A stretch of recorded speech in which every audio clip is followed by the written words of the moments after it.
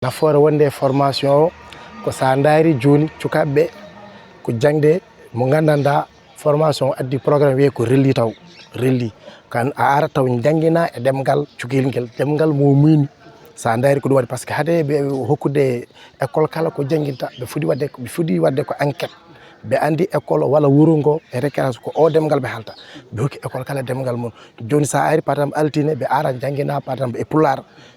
haalgol kalgol jangina ɗum janggo gadda ko janginda e pular hande ko nawta ɗum e français joni cukelguel andal ko ɗum no jangguinomi ko ni wirte demgalam eyyi joni noon e demgal français e demgal tubago ko ni wirte mi sikki ko pour weeɓa e cukaɓe par ce que ɓe iwrata e demgal mabɓe yaara e demgal tubakoje pour weeɓa e mabɓe e ɓurta famde kadi e jetta par exemple semaine goto ha 8 ko haala tan so ɓooyi après yadata e bindol ko haala yaada e bindol rawane ɓe subino école ji goɗɗi mais hikka noon kala école joguiɗo CI to fuɗirte eɓe ga jangguinowo e directeur mum so tawi noon an kan tan goto woni toon ala directeur an tan goto arata to ɓe wi kadi ga ha yesso so tawi ɓe heeɓi jangguinoɓe kesso e école ji gandanɗa ɓe joguino CI mais ɓe ala jangguinoɓe ɓe addaɓe kadi ɓe forma ɓe pour wawi foof fota niveau goto satti seeɗa emo wawa haalde demgal e to jangguinta to mais sa daari wax deggue yallah par ce que ɓe wiya men ko programme mo gandanɗa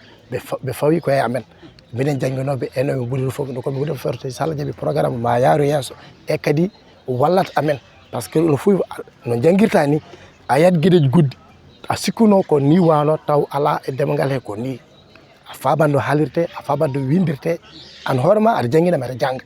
par ce que soko halpular ni aɗa wawi wonde halpular mais taw no mbirta ni walla no kalira ni wonan noon windirte no donc a famat hen gueɗeji hewɗi te a famat kadi alkule pular o e alkule français de ɗeɗe certi Goudiry en dine waɗi pular te ala e français Goudiry e français te ala e pular te Goudiry en wolongo mabɓe e bindol mabɓe ko goɗɗum Goudiry en wolongo mabɓe e bindol mabɓe wona goho